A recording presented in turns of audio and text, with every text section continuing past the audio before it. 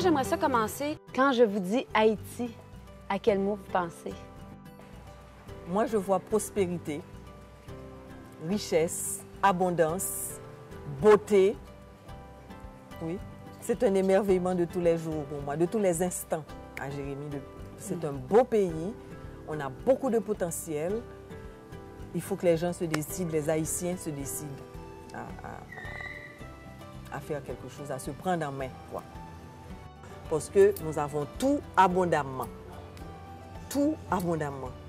C'est dans la tête, ça. Quand on aura décidé collectivement, okay, qu'on n'est pas misérable, qu'on n'est pas pauvre, que nous sommes riches et que nous pouvons faire beaucoup de choses, ça va tout changer. Qui êtes-vous? Eh Où ben, vous êtes née?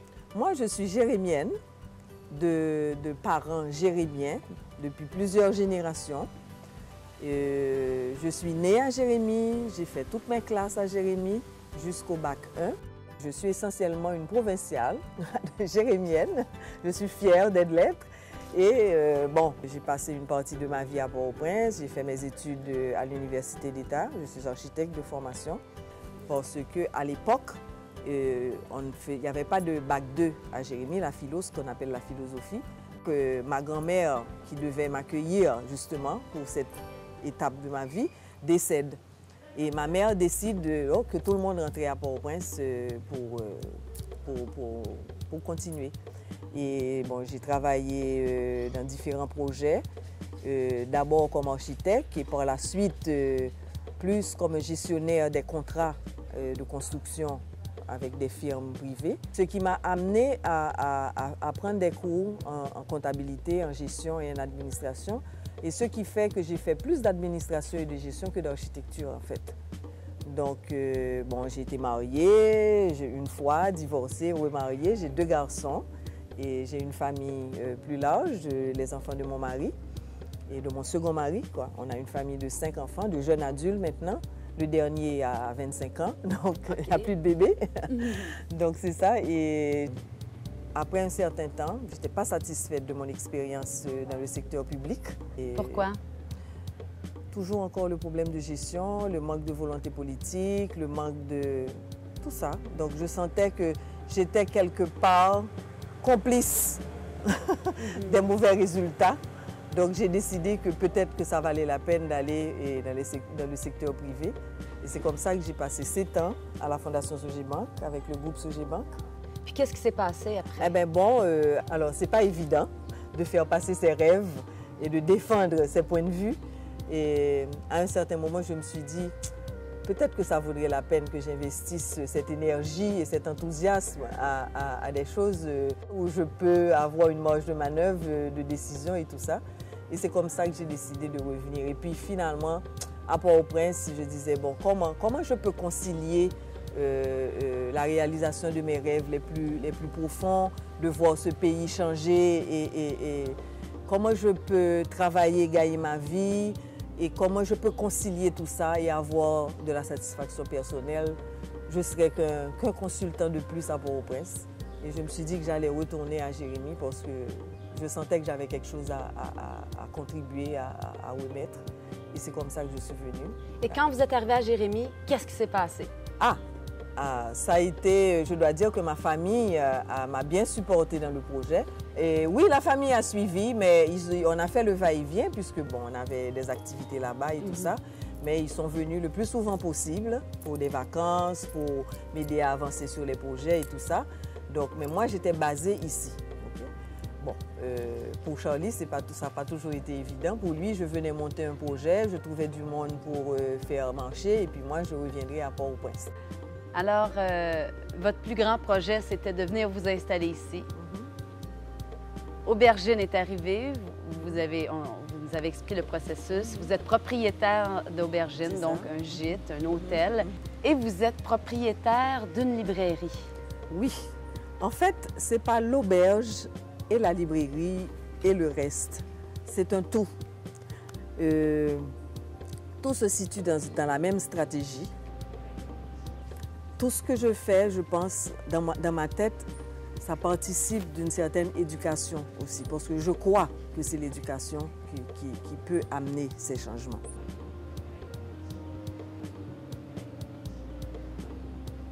À la librairie, il y a de tout, mais Oui, manuels scolaires. Oui, oui, des manuels. En éducation. Mon rêve en venant faire la librairie à Jérémie, c'est que je pensais que j'allais faire une librairie comme Renaud-Bré au Canada, avec plusieurs niveaux, et puis beaucoup d'animations, restaurants et tout ça. C'était ça mon rêve. Alors, quand je suis arrivée à Jérémie, et puis mon rêve aussi, c'était d'amener le maximum de services, mais vers un service professionnel.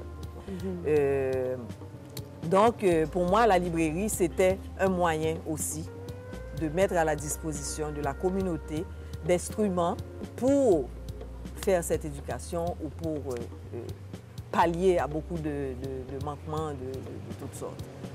Donc, à ce moment, à peu près un peu avant, mon mari qui est en éducation, Charles Tardieu, a décidé de commencer une édition scolaire.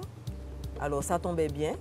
Et d'autres éditeurs se sont joints à moi aussi pour faire la distribution de manuels scolaires. Et puis, bon, c'est comme ça. Je me suis rendu compte que ça ne pouvait pas être un Renaud-Bré. Ça s'est transformé. Ça s'est transformé oui. en une librairie scolaire et aussi avec une partie de livres, mais surtout la publication haïtienne. Les livres publiés, que ce soit à l'étranger ou en Haïti, mais d'auteurs haïtiens, de romanciers, de chercheurs, d'historiens, c'est surtout ça. Et pour moi, c'est l'éducation, l'éducation, l'éducation. D'ailleurs, tous les pays qui ont fait des changements importants, c'est le jour où ils ont décidé, ok, la chose importante, c'était l'éducation. Parce que cette éducation-là que l'on fait ne nous amène nulle part, puisqu'il n'est pas fait sur la base d'un objectif et de résultats précis. Puis est-ce que ça se pourrait que ces gens-là ne savent oui, pas? Et c'est pour ça, oui, bon, on a besoin d'éducation, mais on a besoin de gens aussi. Parce qu'il faut des leaders, il faut des gens pour définir cette vision-là, de vendre les rêves aux autres personnes, pour que les gens se mobilisent. On n'a pas de rêve collectif, on n'a pas d'objectif commun, on n'a pas un plan, on n'a pas une vision. Les conditions importantes ne sont pas réalisées. On fait l'éducation sans répondre à nos besoins, sans répondre au profil haïtien qu'on veut, sans répondre aux exigences du contexte international, tout ça. Aucun de ces critères n'est réuni. Pourquoi une femme comme vous s'implique autant au niveau social? Bon, j'ai choisi de vivre en Haïti, et dans mon pays, mais je ne choisis pas de vivre dans la misère ou dans la médiocrité. Je trouve que cet endroit vous ressemble. Oui, oui. Et puis bon, je pense qu'on a l'occasion d'utiliser de façon productive son énergie et tout. Hein? Ce n'est pas l'affaire d'une personne ou de quelques personnes. On ne s'est pas encore suffisamment mis ensemble pour que collectivement on ait ce résultat, cette différence qu'on souhaite, ce changement. Donc pour moi, c'est à moi aussi de contribuer à ce changement et à cette amélioration, naturellement, à la mesure de mes moyens. Vous êtes une femme d'affaires? Oui, je suis une femme d'affaires, une entrepreneur, femme entrepreneur. Et pour moi, la structure d'accueil dans la Grand'Anse laissait beaucoup à désirer. Si je devais faire venir les gens, je devais aussi avoir les moyens de les accueillir. Et en même temps, de pouvoir offrir un service d'hébergement à d'autres personnes qui ne faisaient pas forcément partie de mes projets, quoi. Donc, c'est comme ça que l'auberge s'est développée. Vous avez des objectifs? Oui, à petite échelle, mais je sais qu'il faut une masse critique pour faire une différence.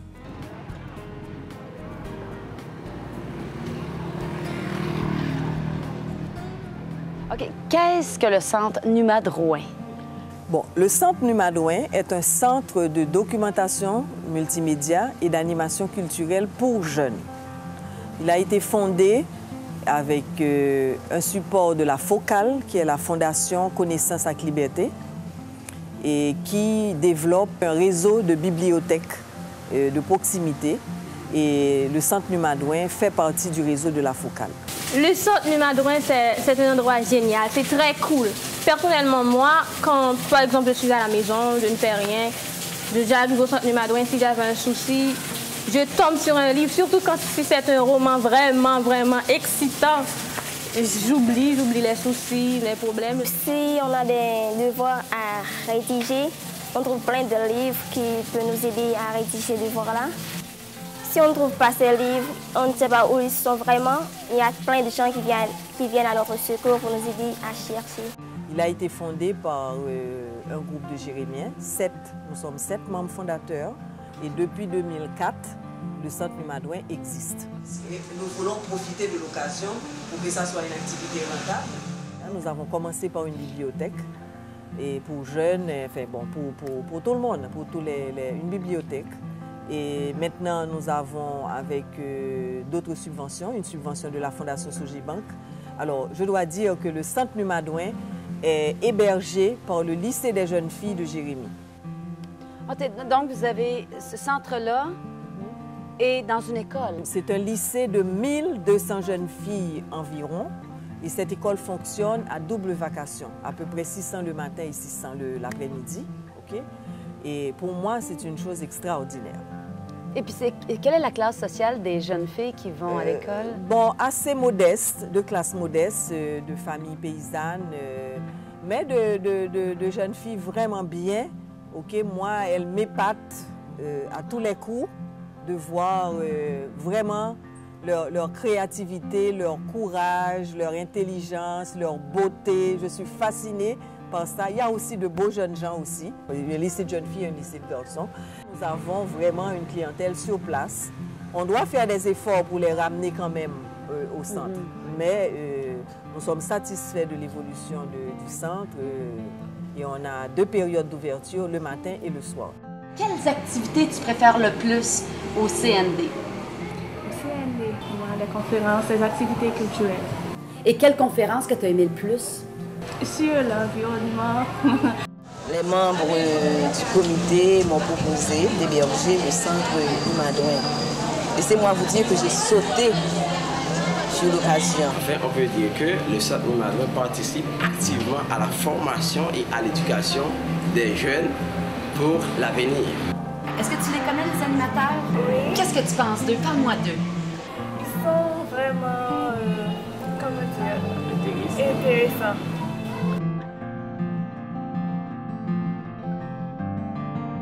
Mon souci ou bien ma mission, c'est de former ces jeunes pour leur intégration sociale. J'aime mieux ici parce que on nous donne toutes possibilités. Les gens viennent ici, ils bougent, ils dansent, ils font la lecture des livres, ils participent, disons, dans nos activités littéraires. Vous avez combien de membres au CND? 540 membres. La majorité, ce sont des élèves du lycée de jeunes filles. Et qui peut venir ici? Est-ce que c'est juste le lycée? Non, c'est public, ouvert à tout le monde.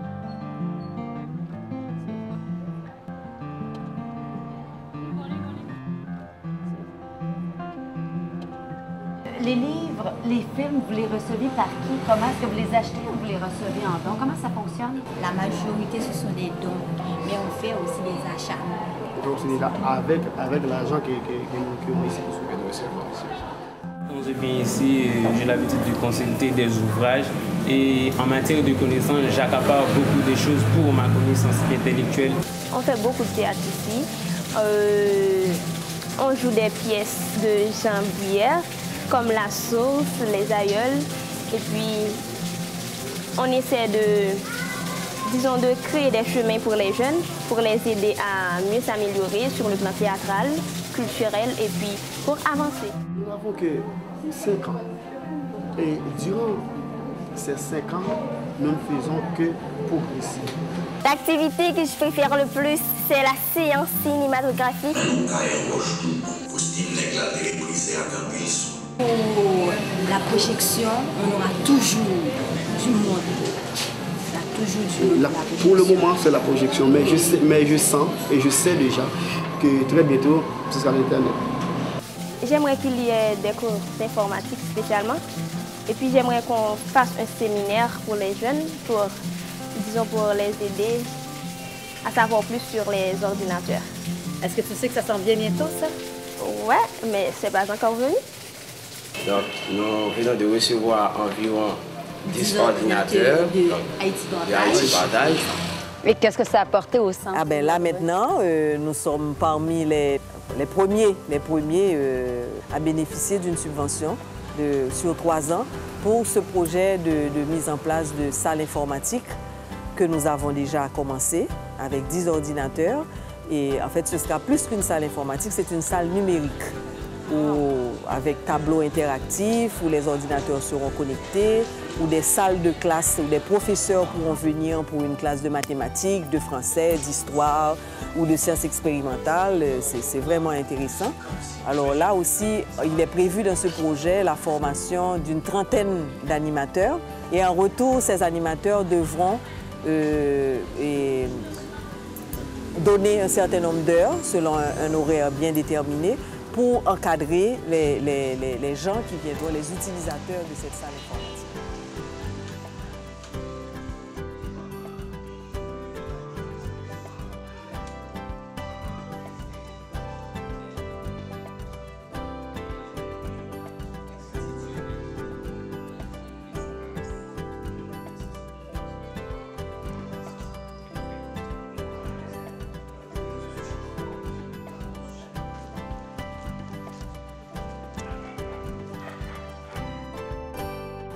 Est-ce qu'il y a des activités que vous aimeriez avoir, mais qu'il n'y a pas ici? La possibilité du sport pour les adhérents, volleyball, ce serait bien. J'aimerais qu'on fasse une salle de théâtre, spécialement pour le théâtre. Quand la ville est du bac, 10 ordinateurs, ce serait très peu. Une école de danse ici au centre, ce serait mieux.